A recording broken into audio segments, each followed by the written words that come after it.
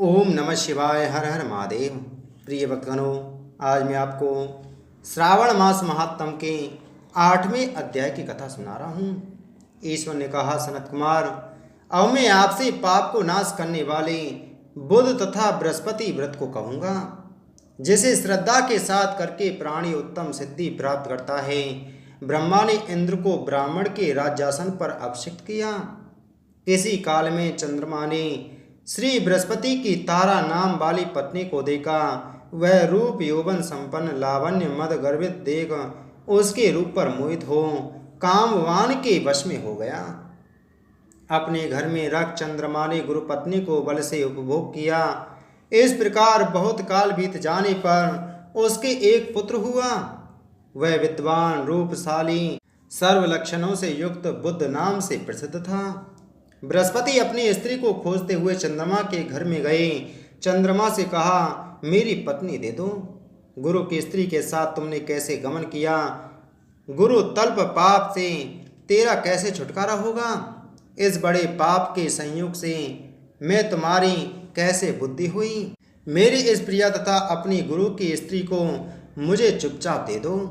यदि ऐसा ना करोगे तो इंद्र सभा में तेरे इस पाप को कहूँगा। बृहस्पति के यों कहने पर भी कलंकित चंद्रमा ने गुरु पत्नी तारा को नहीं लौटाया। तो देव सभा में जाकर बृहस्पति ने इस वार्ता को कहा कि मेरी पत्नी को चंद्रमा ने ग्रहण कर लिया है और वह मांगने पर भी मेरी पत्नी नहीं देता। हे चंद्र, आप देवराज हैं, आप मेरी पत्नी को चंद्रमा से दिला दें, अन्यथा चंद्रमा कृत पाप आपको होगा। इसमें संशय नहीं, क्योंकि राज्य का पाप शास्त्र के निर्णय से राजा को ही भोगना पड़ता है। दुर्बल काबल राजा है, यह प्राण में कहा गया है। गुरु की वार्ता सुनकर इंद्र ने चंद्रमा को बुलवाया। क्रोध से आज्ञा दी कि हे चंद्र, गुरु बृहस्पति की पत्नी को दे दो। अन्य की पत्नी के साथ गमन करना पाप कहा गया है। गुरु पत्नी के संग गमन तो महापाप है। अतः हे चंद्र, गुरु की भार्या को बिना विचार ही लौटा दो। इंद्र की वाणी को सुन निशापति ने कहा, आपकी आज्ञा से भार्या को देता हूँ, पर पुत्र को ना दूंगा। यह मेरे से उत्पन्न है, मेरे वैभव से संपन्न है। इस बात पर बृहस्पति ने कहा कि यह पुत्र मेरे से उत्पन्न है। इसमें देवतागण को संशय उत्पन्न हो गया। देवताओं ने यह विचार, किससे शरीर से उत्पन्न पुत्र है? इस वार्ता को माता जानती हैं। देवताओं ने बृहस्पति की पत्नी तारा से पूछा, किसके द्वारा गर्भ है? हे कल्याणी, सत्य कहना, तुम मिथ्या वाणी मत कहना। लज्जा से संपन्न तारा ने कहा, चंद्र का और बृहस्पति का क्षेत्रज पुत्र है। आप लोग जिसे सुयोग जाने उसे दें। ऐसी वाणी सुन देवताओं ने शास्त्र से विचार कर उस बुद्ध लड़के को चंद्रमा को दिया। इससे गुरु को खिन्न देख देवों ने दोनों को वर दिया। चंद्रमा से कहा कि हे चंद्र, तुम घर जाओ, यह पुत्र तुम्हारा है। चंद्रमा तथा बृहस्पति यह पुत्र यह ग्रह होगा। हे सुराचार्य, और भी शुभ बात को ग्रहण करो। जो मेधावी दोनों को मिलकर एक साथ व्रत करेगा उसे सब सिद्धि होगी। यह सत्य है। शंकर के प्रिय श्रावण महीने के प्राप्त होने पर बुद्ध और गुरु के दिन जो अर्चन करता है वह दीर्घायु तथा संपूर्ण गुणों से युक्त पुत्र प्राप्त होता है। जो प्राणी खजाने में मूर्ति लिखकर यदि अर्चन करेगा तो उसे खजाने की अभिवृद्धि होगी तथा उसका क्षय नहीं होगा। पाकशाला में लिखकर अर्चन करने से पाक वृद्धि और देवानगर में लिखकर अर्चन करने से देव की दया होती है। शयन ग्रह में लिखकर अर्चन करने से स्त्री का वियोग कभी नहीं होता है। धान्य ग्रह में लिखकर अर्चन करने से धान्य की वृद्धि हो जाती है। इस तरह तत्स्थान में उसका फल होता है। 7 साल व्रत करके उद्यापन करें। सोने की प्रतिमा का निर्माण विधि द्वारा अर्चन करें। 16 उपचार द्वारा विसर्जन कर होम करें। तिल, घी तथा खीर प्रज्वलित अग्नि में दें।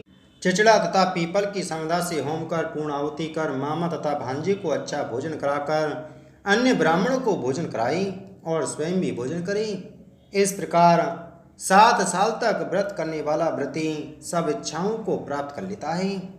सनत कुमार ने शंकर से कहा, हे भगवान, आपने जो मामा तथा भांजे को भोजन कराओ ऐसा कहा, इसके कारण को कहीं।